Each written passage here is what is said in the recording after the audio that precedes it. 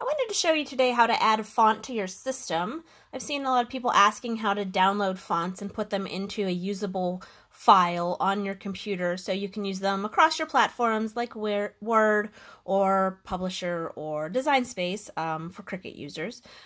So this is how I do it. There are a lot of different ways to put a font onto your system, but this is the fastest and easiest way that I've found to do it, and I thought I would share it with you today. So the first thing you want to do is add a font shortcut to your desktop. And in order to do that, you want to go to your File Explorer. I already have it located on my toolbar at the bottom of my screen, but if you don't, you can click right over here in your search box and type in File Explorer, and it will bring up the folder that you need. Then once you get to that screen, you want to find your C drive, and that's scrolling down. Mine says OSC, so I want to click that. And then my folders on my C drive are already in alphabetical order, so I want to find my Windows folder. If they're not in alphabetical order for you and you would like them to be, you can click name at the top of your screen right there, and then they'll be in alphabetical order. So you want to double click on Windows. And then once you get here, again, they will be in alphabetical order for mine. That's my default. So I'm going to scroll down until I find my fonts folder. So I want to right click on the fonts folder and I will choose create shortcut.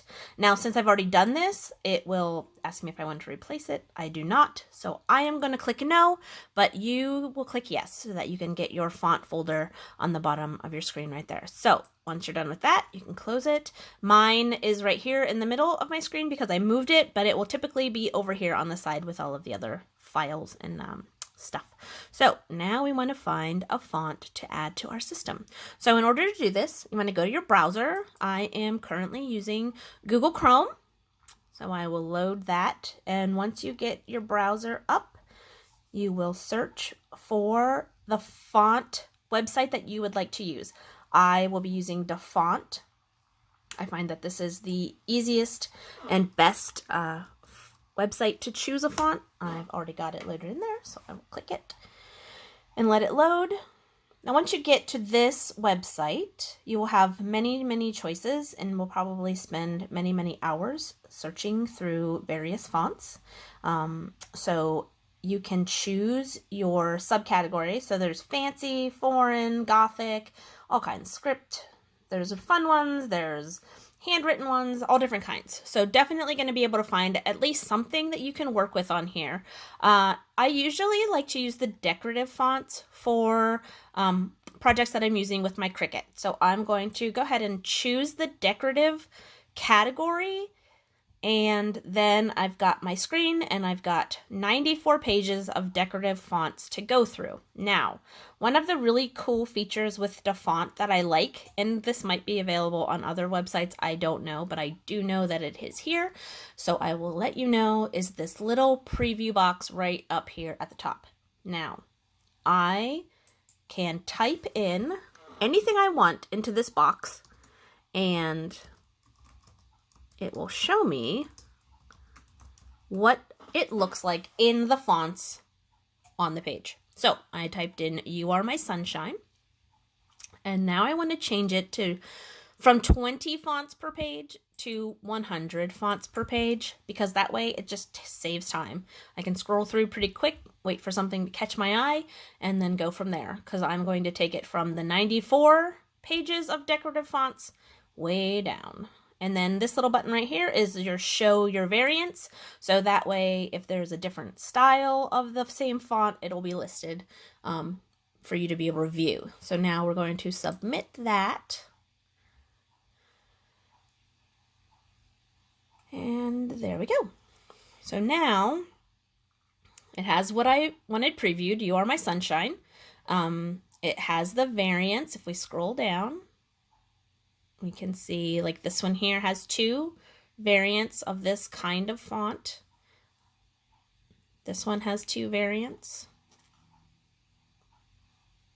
And you just keep on scrolling. You can spend days just scrolling and scrolling through the fonts onto fonts. So when you find one that looks like it will be fun for what you need, like this balloon one is cute. This could be used for a birthday invitation maybe. So it's called My Cute Balloon. If you click on the name of the font, it'll bring up the text map for you so you can see what you're getting with this file. Looks like it's pretty basic. Has a couple punctuations and some alternate texts down here for different languages, which is cool. But looks like the capital and the lowercase are going to be the same, so I think it's a good one. So we want to come over here to the right hand side of the screen, and you want to click download, and what it's going to do is download the file into your, it's basically your download folder.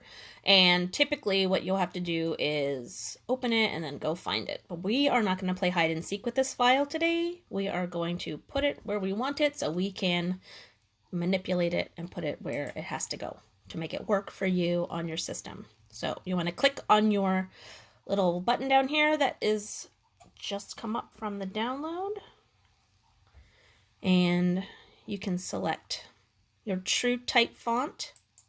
If there was more than one font file here, you could choose them all. You could hit Control while you're clicking and it would select them all for you. It'd select them as you click them. But there's just one today, so I'm going to click Extract All. And this is a very important step. When this button pops up, we want to make sure that we are extracting our file to our desktop, not to our download folder. So you click the Browse button, and then you want to make sure that desktop is highlighted, and then you want to select that folder, and then right here it's going to say your name or whoever's name, desktop. That's where we want it to go. So now you hit extract and wait for it to finish loading, and you can close that and minimize that. And now over here on the side, I see My Cute Balloon font.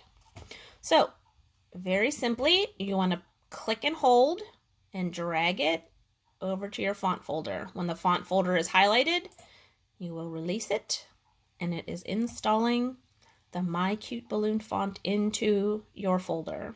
Now it exists in your fonts on your system, and if you go to Design Space, it will be in there. Now, if you're in Design Space, when you download a font, you will need to exit out of Design Space for it to show up in your system folder. So if you're working on something, make sure you save it before you close out. Just a little professional knowledge there for you. I want to make sure you don't lose your work, because we've all been there, right? All right, so now we're going to choose the text. And there's my text. And I'm just going to type in, "You are my sunshine."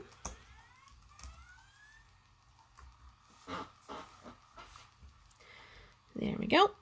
And now I want to change my font. So you want to click on your font, and then you click System, because I don't pay for the Design Space, so none of the fonts are free. And honestly, while Cricut does have beautiful fonts, I don't want to pay for them. So I click System because these are the ones that are on my computer. And then I want to find my balloon font, so I can type in, I don't remember what it's called. I just remember that it said balloon. So here we go, My Cute Balloon. Click that. And there it is. So now, it's obviously very tiny, so I can adjust this however I want to so that I can make it ready to cut. But really, that's all you need to do to, yeah, there it is. So that's all you do to get a font onto your system and be able to use it in Design Space. Hopefully this helps you out and will save you a little bit of time, and I hope you have a wonderful day. Thanks so much, and I'll talk to you later. Bye!